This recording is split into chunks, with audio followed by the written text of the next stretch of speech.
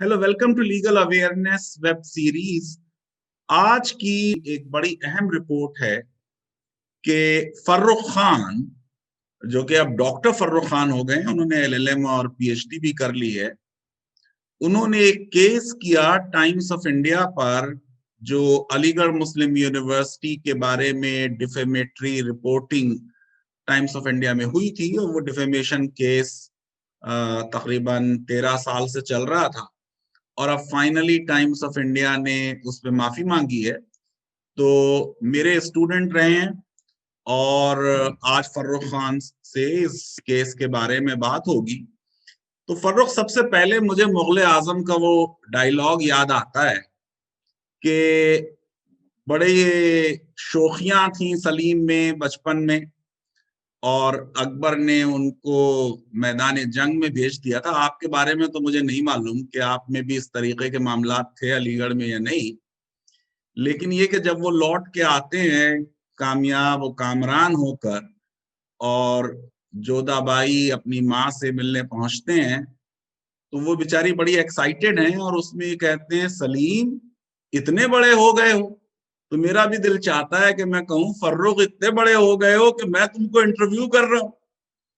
बहरहाल, हर टीचर के लिए सबसे अच्छी कामयाबी यही मानी जाती है कि उसके स्टूडेंट्स उससे आगे निकल जाएं। जिस टीचर के स्टूडेंट्स उसके पीछे रह जाएं, वो कहीं ना कहीं वो टीचर नाकाम माना जाता है। तो सबसे पहले मैं फर्रुख, इससे पहले कि आपसे आपके इस केस के बारे में बात हो, क्योंकि ये लीगल अवेयरनेस वेब सीरीज है, तो थोड़ा सा मैं अपने व्यूअर्स को लॉ ऑफ डिफेमेशन समझा देता हूं, फिर आपसे उस पर गुफ्तगू होगी। देखिए, रेपुटेशन जो है वो आर्टिकल 21 का हिस्सा है। राइट टू लाइफ और पर्सनल लिबर्टी में सुप्रीम कोर्ट के जजमेंट्स हैं कि हर एक को, चाहे वो इंडियन हो या फॉरेनर हो, हर लिविंग पर्सन को, जो ह्यूमन बीइंग है, उसे राइट टू रेपुटेशन है। जो डिफेमेशन है वो freedom of speech and expression का आर्टिकल 19 में एक्सेप्शन है। यानी आपका बोलने का राइट जो है, या लिखने का राइट, वो इसको एक्सटेंड नहीं होता कि आप किसी को डिफेम करें। वो रेस्ट्रिक्शन डिफेमेशन के नाम पे आपके राइट को कर्टेल करने के लिए लगाई जा सकती है। कॉमन लॉ का डिफेमेशन बहुत बड़ा प्रिंसिपल रहा है। सिविल लॉ में भी इसे पनिश किया जाता है, क्रिमिनल लॉ में भी पनिश किया जाता है। इतना इंपॉर्टेंट रेपुटेशन का मामला है कि रेमेडीज जो हैं वो कॉन्करेंट हैं। तो अगर किसी ने आपको डिफेम किया, न सिर्फ आप उसको जेल भेज देंगे और 2 साल की सजा हो सकती है हमारी पीनल कोड के तहत सेक्शन 500 में, बल्कि आप एक कंपनसेशन उससे क्लेम कर सकते हैं। अरुण जेटली ने अरविंद केजरीवाल पे केस किया था, और उसके बाद वो समझौता हो गया। उसी तरीके की बात यहाँ पे भी शायद माफी मांग ली गई है इनसे, फर्रुख से। रोमन लॉ में तो डिफेमेशन एक कैपिटल ऑफेंस था, इतनी सजा सख्त थी इसके लिए। और जर्मन लॉ में और इंग्लिश लॉ में अगर कोई दूसरे की इंसल्ट करता था तो उसकी जबान काट ली जाती थी।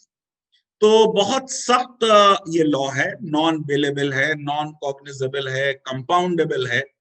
जरा समझ लेते हैं कि सिविल डिफेमेशन में क्या क्या चीजें चाहिए, फिर क्रिमिनल डिफेमेशन की बात होगी। तो सबसे पहले तो डिफेमेशन इसलिए एक अहम कानूनी मुद्दा है क्योंकि इससे हेट्रेड बढ़ती है, किसी को रेडिक्यूल किया जाता है, किसी के लिए कंटेम्प्ट बढ़ती है। और इसमें होना यह चाहिए कि एक डिफेमेटरी कंटेंट हो, जो जाहिर है कि फर्रुख के केस में टाइम्स ऑफ इंडिया की अलीगढ़ मुस्लिम यूनिवर्सिटी के बारे में वो रिपोर्ट है, जो कि एक डिफेमेटरी कंटेंट है। उसके बाद इसमें यह होना चाहिए कि ये डिफेमेटरी कंटेंट जो है ये रिलेटेबल हो किसी शख्स को, किसी व्यक्ति को, किसी पर्सन को, या किसी क्लास को। यहां मुद्दा जरा क्लास वाला है। अब इसमें जरा समझ लीजिए कानूनी पेच। अगर आपने ये कहा कि सारे पॉलिटिशियंस करप्ट हैं, तो अब हर पॉलिटिशियन को ये राइट नहीं हो जाएगा कि वो आपके खिलाफ डिफेमेशन का केस कर दे। लेकिन अगर ये उससे लगता है कि उस क्लास से वो एक आइडेंटिफाइबल चीज है और आपकी रेपुटेशन को उससे नुकसान हुआ, तो आप मूव कर सकते हैं। जैसे सारे जो लोग अलीगढ़ के ग्रेजुएट्स हैं, जैसे कि फर्रुख इस केस में थे, वो इस न्यूज से हर्ट हुए। उनका जो डिग्री की वैल्यू है वो in the estimation of others गिरी, क्योंकि जाहिर है कि हर वो आदमी जो किसी एक इंस्टीट्यूशन से पढ़ के निकलता है, जिंदगी भर उस इंस्टीट्यूशन की डिग्री का स्टैंप उसके साथ चलता है। और तीसरी चीज ये कि वो पब्लिश हो, और पब्लिश होने का मतलब यह है कि कम से कम एक आदमी जरूर उसको जाने। यानी मगर मैंने अगर फर्रुख को खत लिखा और ये कहा कि फर्रुख तुम बिल्कुल थर्ड रेटेड लॉयर हो और तुम बिल्कुल मेरा नाम डुबो रहे हो, तो फर्रुख मेरे ऊपर डिफेमेशन का केस नहीं कर सकते। लेकिन अगर वो लेटर जो है मैंने इनके सेक्रेटरी को भेज दिया और उस सेक्रेटरी ने इनके सामने पुटअप किया, अब ये डिफेमेशन हो गया, क्योंकि सेक्रेटरी ने भी पढ़ लिया कि देखिए इनके तो सर ही इनके बारे में ऐसा कह रहे हैं। बड़ा इंटरेस्टिंग केस था कि किसी ने उर्दू में लेटर भेजा किसी को और डिफेमेटरी था, और उस आदमी को ये मालूम था कि इसे उर्दू नहीं आती है, तो वो बेचारा वो खत लेके किसी के पास गया कि भाई पढ़ दो इसमें क्या लिखा है, और उसमें जाहिर है कि डिफेमेटरी कंटेंट था, तो वो थर्ड पर्सन इसमें आ गया और वो रिक्वायरमेंट जो है वो डिफेमेशन का पूरा हो गया। डिफेंसेस क्या होंगे? ट्रुथ, अगर सच लिखा है तो वो डिफेंस होगा सिविल डिफेमेशन में। अगर फेयर कमेंट है जो कि पब्लिक इंटरेस्ट में किया गया है, वो डिपिक्ट करता है या मेंशन करता है ट्रू इंसिडेंट्स को, तो वो डिफेमेशन नहीं होगा। और इस तरीके से ये सिविल लॉ ऑफ डिफेमेशन मैंने आपको बताया। थोड़ा सा ब्रीफली जल्दी से मैं क्रिमिनल लॉ ऑफ डिफेमेशन बता दूं, फिर उसके बाद इनसे बात करूंगा। दरअसल स्टूडेंट है मेरे, और मैंने कभी किसी स्टूडेंट का वाइवा नहीं लिया बिना उसे पढ़ाए हुए। पहले इनको जरा मेमोरी फ्रेश कर दूं, इनको पढ़ा दूं, फिर इनका वाइवा लेता हूं। तो देखिए, जो क्रिमिनल डिफेमेशन है 499 और 500 में है आईपीसी में, उसमें मैलिशियस इंटेंट होना चाहिए डिफेम करने के लिए। नॉलेज होनी चाहिए कि ये जो इम्प्यूटेशन हम कर रहे हैं इससे दूसरा आदमी डिफेम होगा। ये क्लास के बारे में हो सकता है, कंपनी के बारे में हो सकता है, किसी कंपनी का भी डिफेमेशन हो सकता है। अगर आप कहें कि रिलायंस बहुत बुरी कंपनी है, उन्होंने बहुत बर्बादी कर दी, तो ये भी डिफेमेशन हो सकता है। और इसमें यह भी है कि आपका जो मुकाम है वो दूसरों की नजरों में गिरना चाहिए, इन द एस्टिमेशन ऑफ अदर्स। और फिर क्योंकि फ्रीडम ऑफ स्पीच भी बहुत इंपॉर्टेंट कॉन्स्टिट्यूशनल वैल्यू है, तो 10 एक्सेप्शंस लिखे हुए हैं कि साहब ये डिफेमेशन नहीं है, ये डिफेमेशन नहीं है। जैसे ये कि अगर आपने ट्रुथ बोला है पब्लिक गुड में तो डिफेमेशन नहीं होगा, या आपने गुड फेथ में किसी पब्लिक सर्वेंट की जो ऑफिशियल कंडक्ट है उसके बारे में कुछ बोला है तो वो डिफेमेशन नहीं होगा, या आपने कोर्ट में प्रोसीडिंग चली है उसका ट्रू रिकॉर्ड न्यूज़पेपर में पब्लिश कर दिया तो वो डिफेमेशन नहीं होगा, या कोई ओपिनियन दे दिया किसी विटनेस के बारे में, मेरिट्स ऑफ द केस के बारे में कुछ लिख दिया, ये नहीं होगा। लेकिन अगर आप इन एक्सेप्शन से कवर नहीं है तो फिर आपका सेक्शन 500 के तहत जो है वो सजा दी जाएगी, और वो सजा 2 साल तक का इम्प्रिजनमेंट हो सकता है। ऑनलाइन डिफेमेशन भी होता है। अब ये जो श्रेया सहगल का सिंगल का केस था, उसमें सेक्शन 66A जो था इंफॉर्मेशन टेक्नोलॉजी का, उसको स्ट्रक डाउन किया गया।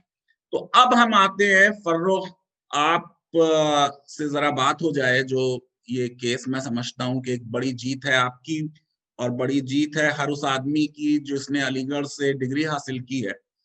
तो सबसे पहले तो ये बता दें, हमने कोई सब्जेक्ट पढ़ाया आपको या नहीं? हाँ सर, बिल्कुल पढ़ाया आपने, कॉन्स्टिट्यूशन लॉ पढ़ाया है आपने। अच्छा अच्छा, ठीक है। मैं स्टूडेंट अच्छा नहीं था, ये आपको भी पता है, अच्छा, एक्टिविस्ट नहीं था, नहीं, अब स्टूडेंट। अगर लॉयर अच्छे हो गए आप। तो फर्रुख ये बताएं कि क्यों ये केस फाइल किया आपने? मुझे याद है कि जब हम स्टूडेंट थे अलीगढ़ के, तो एक दिन अखबार में ये छप गया कि जवाहरलाल नेहरू मेडिकल कॉलेज में 27 पेशेंट्स को जो है डॉक्टरों ने मार दिया, और मैं वाइस चांसलर के पास गया और मैंने कहा कि भाई इस पे केस कर दीजिए। तो वो बड़े मुश्किल से राजी हुए, प्रेस काउंसिल में लिखा, फिर प्रेस काउंसिल में कई साल बाद जो है उस अखबार से कहा कि नहीं आपकी गलत रिपोर्टिंग थी। तो ये आप इंडिविजुअल कैपेसिटी में अपने गए, तो आप जरा सा समझाएं इस बारे में कि क्यों फाइल किया आपने ये केस। सर 2007 में मैंने लॉ किया था अलीगढ़ से। आई ग्रेजुएटेड इन 2007 और 2007 में ही हम डिग्री लेके अपनी लॉ फैकल्टी से दिल्ली आए, अपना बार में रजिस्ट्रेशन कराया बार काउंसिल ऑफ दिल्ली में, और तब तलाश रहे थे कहीं किसी सीनियर के साथ काम करने के लिए। सितंबर 2007 में ये इम्प्यून्ड आर्टिकल पब्लिश होता है टाइम्स ऑफ इंडिया में बड़े प्रोमिनेंस के साथ, MU where degrees are sold like toffees.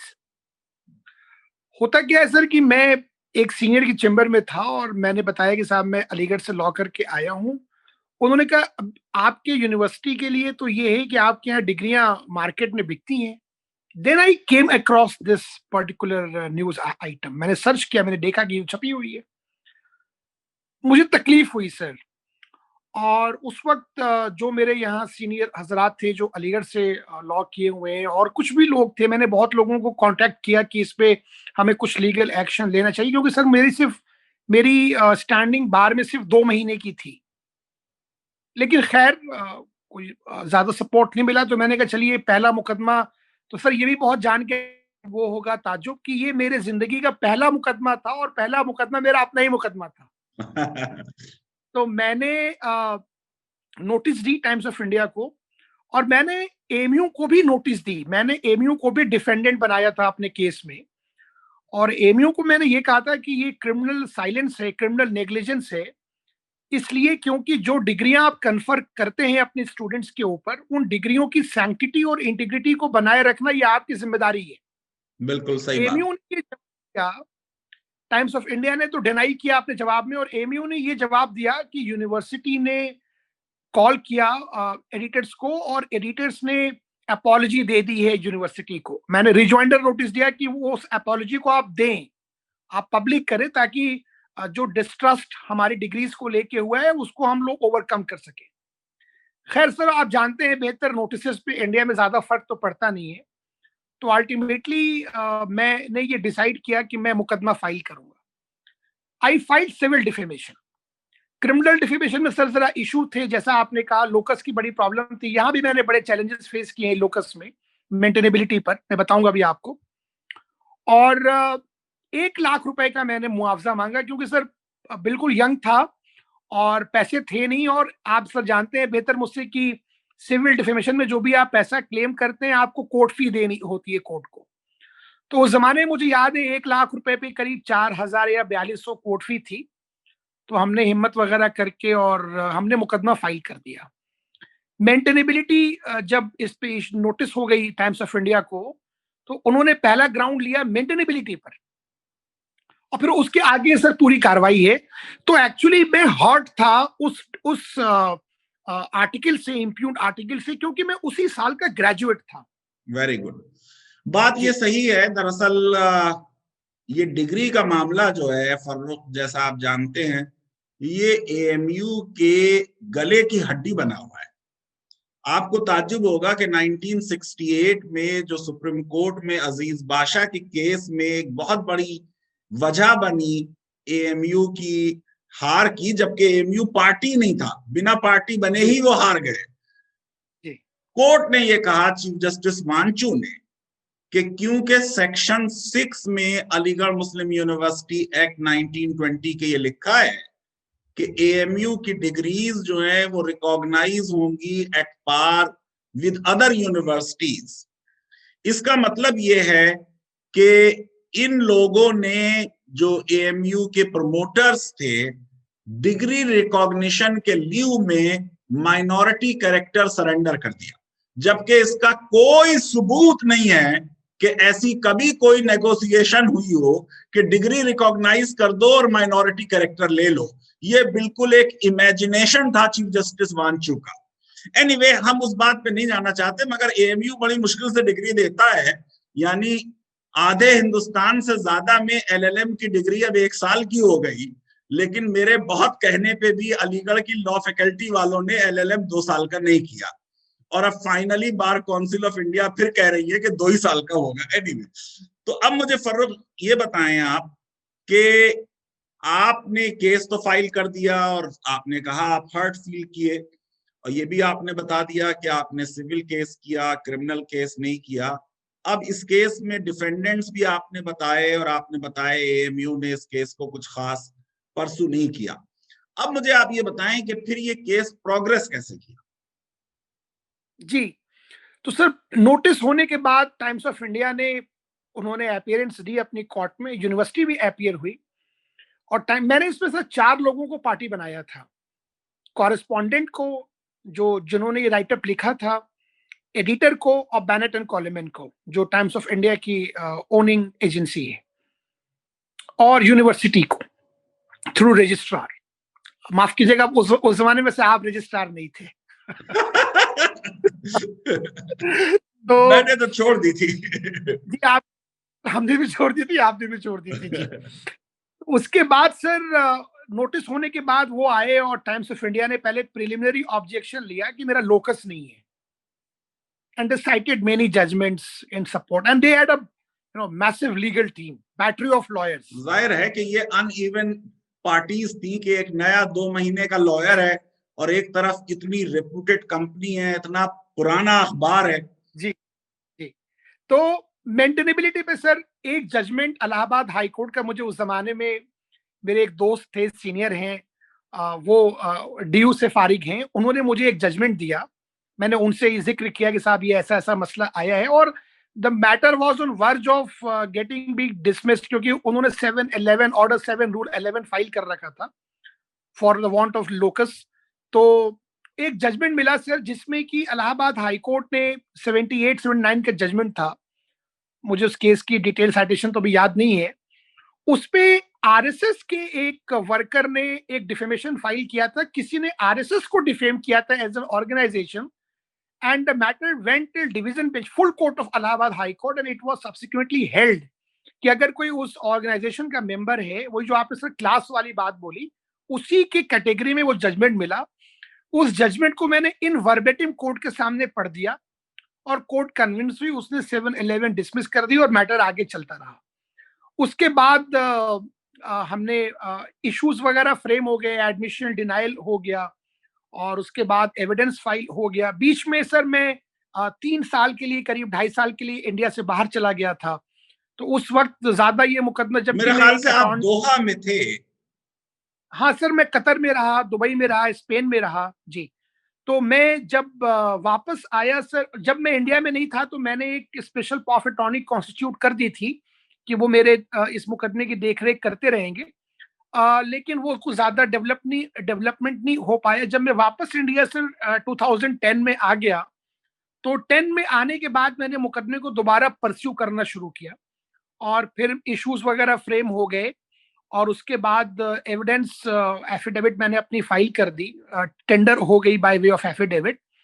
और 2014 से ये मैटर मेरे क्रॉस पे चल रहा था, क्रॉस एग्जामिनेशन पे, बल्कि टाइम्स ऑफ इंडिया को इस पे 2 बार कॉस्ट भी लग चुकी, क्योंकि मैं बहुत डिलीजेंटली इस मुकदमे को परस्यू करता था। वक्त बढ़ता गया, मेरा भी कुछ काम वाम चल बैठा सर, आप लोगों की दुआ से। तो मैंने, और चूंकि टाइम्स ऑफ इंडिया का ऑफिस भी दिल्ली में था, अच्छा अच्छा। तो सिविल जज के सामने, तो उसके बाद ये चलता रहा सर। और जब मैं कई बार हाजिर हुआ क्रॉस की, साहब मेरा क्रॉस कर लें आप लोग, मैं तैयार था, जबकि नॉर्मली गवाह जल्दी क्रॉस के लिए तैयार होते नहीं है, लेकिन वो क्रॉस करने से बच रहे थे।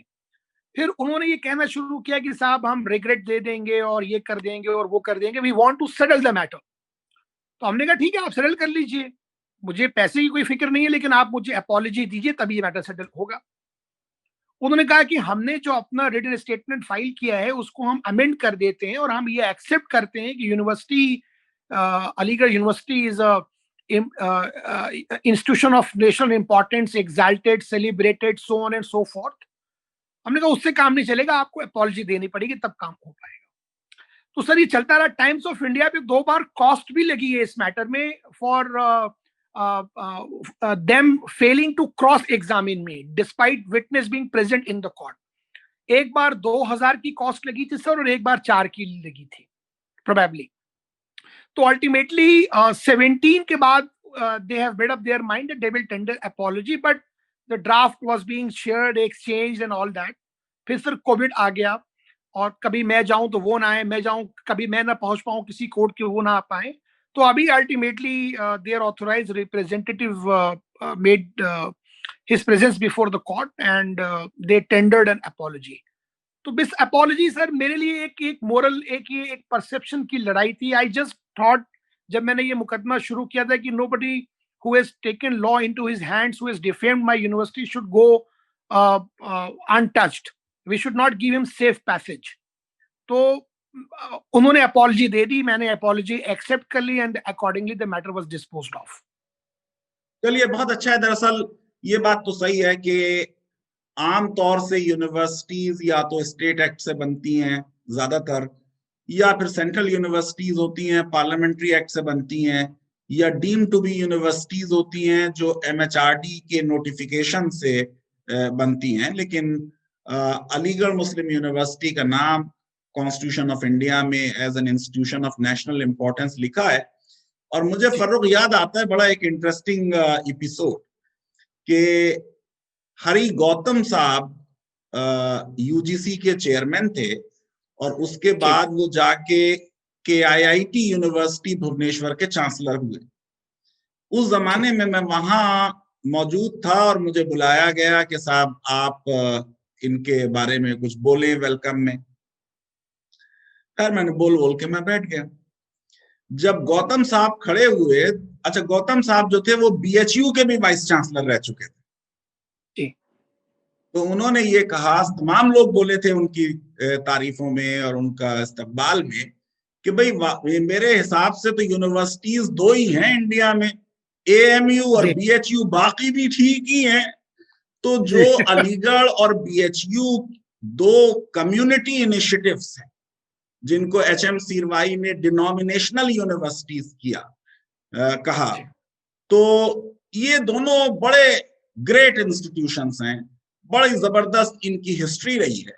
और उसी वजह से देखिए कि अभी पिछले महीने जब प्राइम मिनिस्टर अलीगढ़ गए, अलीगढ़ की सेंटिनरी पे, तो न सिर्फ उन्होंने अलीगढ़ के ग्रेट कंट्रीब्यूशन को याद किया, उसे मिनी इंडिया कहा, और बल्कि प्राइम मिनिस्टर की तारीफ करनी चाहिए कि उन्हें यह भी मालूम था कि अलीगढ़ में हम लोग एक दूसरे को पार्टनर कहते हैं, ये भी उन्होंने मेंशन किया.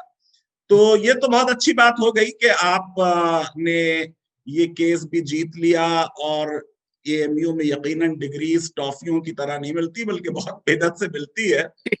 एक बार तो मैंने एक टेस्ट आप ही की फैकल्टी में लिया और स्टूडेंट से तय करके फिक्स हुआ टेस्ट. उसके बाद कोई क्रिकेट मैच था और स्टूडेंट्स बहुत कम आए उसमें, बल्कि लड़कियां आई, लड़के सब मैच ही देखते रहे. तो मैंने 40 स्टूडेंट्स को 0 दिया उस टेस्ट. और उसके बाद उसमें यूनियन के नेता भी रहते ही हैं लॉ फैकल्टी में, तो उन्होंने बहुत वाइस चांसलर तक अप्रोच की, लेकिन मैंने वो टेस्ट दोबारा नहीं लिया, वो 0 ही रहा. तो मुझे ये बताइए कि मॉरल क्या है इस केस की, लिटिगेशन का, इसकी आपकी कामयाबी का, कि एक आम मेरा व्यूअर इस पूरे एपिसोड से क्या सीखे? सर आजकल तो ये बड़ा जरूरी है, और मैंने इस केस के अलावा भी और सारे कई मुकदमे किए हुए हैं, कुछ चल भी रहे हैं, कुछ तो नोटिस पे ही निपट गए हैं. जैसे मैं आपको बताऊं, दीपक चौरसिया साहब ने वो केरला वाले मैटर में वो एक फेक ट्वीट किया था, उनको मैंने लीगल नोटिस दी, तो उन्होंने उस लीगल नोटिस के रिप्लाई में अपोलोजाइज कर लिया नोटिस पे ही. और मैंने ख्वाजा गरीब नवाज वाले मैटर में अमीश देवगन को भी नोटिस दे रखा है. तो मैं ये करता रहता हूँ. मैं यार आप क्या अपॉलॉजी लॉयर बन रहे हो? सर मैं मोरल ये अपॉलॉजी ले लेते हैं आप. सर मेरा मोरल, जो मेरा इंटेंट है और जो मैं आपके व्यूअर्स को कहना चाहूंगा सर, वो ये है कि आजकल फेक न्यूज और हेट न्यूज का बाजार बहुत गर्म है आज के मार्केट में. अब लोग ऑफेंड फील होते हैं, लोगों को तकलीफ होती है और लोग उसको गलत तरीके से रिएक्ट करते हैं. मैं ये कहता हूं सर कि उसको गलत तरीके से रिएक्ट न करके कानून में जो हमारा लीगल फ्रेमवर्क है बेहतरीन शानदार, उसमें इसके प्रोविजंस हैं। और मैं ये सर एक प्रैक्टिसिंग लॉयर होने के नाते बड़ी जिम्मेदारी के साथ कह सकता हूं कि अगर कोई 2 टियर सिटी में किसी छोटे शहर में किसी बड़े सो कॉल्ड जर्नलिस्ट पे मुकदमा कर दे और वहां से नोटिस करा ले, तो 2 बार जाने के बाद उन हजरत की तीसरे बार में उनकी जबान टूट जाएगी और वो खुद ब खुद सरेंडर कर जाएंगे। मेरा तो कहना ये है कि अगर हम लोगों को कानून के हिसाब से टैकल करें और उन पे मुकदमा फाइल करें, इस चीज को सोच के कि कोई भी हिंदुस्तान की अदालत में ओवरनाइट फैसला नहीं होता, हम भी सिस्टम के पार्ट हैं, मैं भी एडवोकेट हूं, अपना मुकदमा तो बहुत कम है, ज्यादा तो क्लाइंट्स के मुकदमे करता हूं, तो मुझे ये पता है कि वक्त लगता है। तो एक एक पेशेंस, सब्र, इत्मीनान होना चाहिए और एक डेडिकेशन होना चाहिए अपने मुकदमे को लड़ने के लिए प्रोफेशनली, और मुकदमा लड़े और जो लोग गलत कर रहे हैं उनको कानून के हिसाब से उन्हें सबक सिखाया जाए। ये मेरा सर इस पे एक इंटेंट है जो मैं एक मैसेज देना चाहूंगा व्यूअर्स को। जी तो बहुत शुक्रिया फर्रुख, आप जस्टिस डिलेड को जस्टिस डिनाइड नहीं मानते, अच्छी बात है। नहीं मान लेकिन आपने जो ये बात जर्नलिस्ट वाली की, जाहिर है कि अगर कोई जर्नलिस्ट गलत काम कर रहा है तो उस पे सिविल डिफेमेशन हो जाए, लेकिन इसका एक और पहलू है भाई, आखिर हम क्योंकि टीचर हैं तो टीचर सारी बातें नहीं बता देता है, एक आध दाव बचा के रख लेता है। तो वो दाव ये है आज के कन्वर्सेशन का कि जो ये क्रिमिनल डिफेमेशन है और जिसको अनफॉर्चुनेटली हमारी सुप्रीम कोर्ट ने अपहोल्ड कर दिया अभी 2 साल पहले, इससे बहुत से अच्छे जर्नलिस्ट जो इन्वेस्टिगेटिव स्टोरीज करते हैं उनको हैरेस करने के लिए भी यूज किया जाता है। तो मैं अपने व्यूअर से ये कहना चाहूंगा कि लॉ को समझें। लीगल अवेयरनेस वेब सीरीज का मेन मकसद ही ये है कि ये देश जो अब एक नॉलेज इकोनॉमी है और प्रधानमंत्री जी के कुशल नेतृत्व में आगे बढ़ रहा है, उसमें अब सिर्फ लिटरेसी से काम नहीं चलेगा कि आप अपना नाम कमला और 1 से 10 लिख लेते हैं। हमें सिर्फ लिटरेसी नहीं चाहिए, बल्कि हमें broad minded, enlightened, legally aware and empowered citizens चाहिए। और अगर आप ऐसा सिटीजन बनना चाहते हैं तो मेरी रिक्वेस्ट है कि हमारे इस वीडियो को वाइडली शेयर करें, हमारे चैनल को सब्सक्राइब करें, बेल आइकन जरूर क्लिक करें, और वीडियो और इंटरव्यू आपको पसंद आया तो लाइक जरूर क्लिक करें। बहुत बहुत शुक्रिया, धन्यवाद Farrukh, thank you very much. शुक्रिया, बहुत शुक्रिया।